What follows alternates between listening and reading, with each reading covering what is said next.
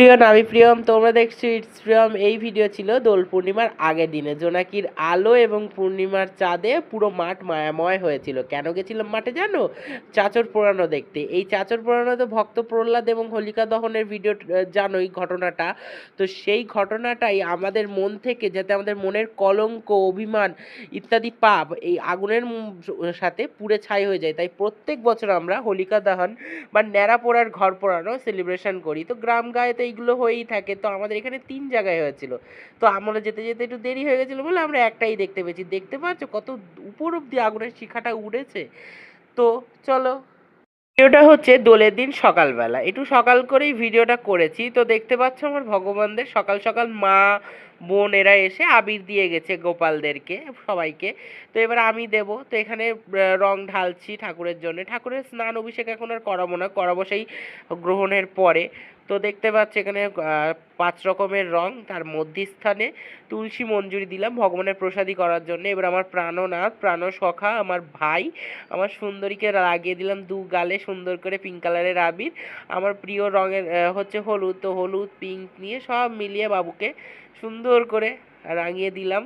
তারপরে চিনি সন্দেশ লাড্ডু গুড্ডু এবং উপরে রাধা মাধব থেকে শুরু করে সকল দেবদেবতাকে আমি সুন্দর করে রঙে রাঙিয়ে দিলাম। বউকে সব রং দিয়ে রাঙিয়ে দিলাম, আমাদের ভুতু করে দিলাম একেবারে সুন্দর করে। এরপর চিনি সন্দেশ লাড্ডু গুড্ডু সবার গায়ে পায়ে দিলাম আবির মাখিয়ে। এবার সকল দেবদেবতাকে দেওয়ার পরে তারপর ভগবানকে মিষ্টি দিয়ে সকালের ভোগ দিয়ে দিয়েছি, কারণ এরপরে তো আমরা রং খেলতে যাব।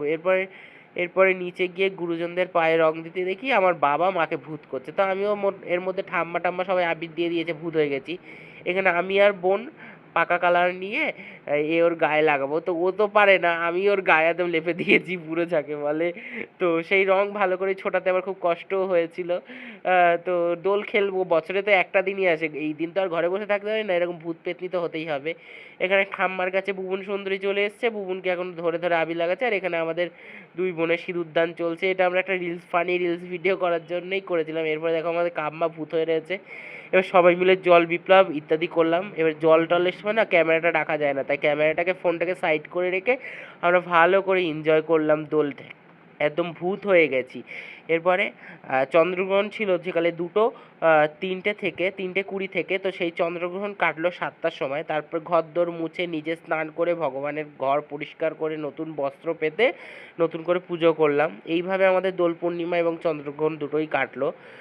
তো দেখতে পাচ্ছ এখানে আমাদের ঠাকুমারা, তারপরে আমি, বাবু সুন্দর করে সবাই ভূত পেতনি সেজেছি, সেটাই তোমাদের সাথে ছবিতে শেয়ার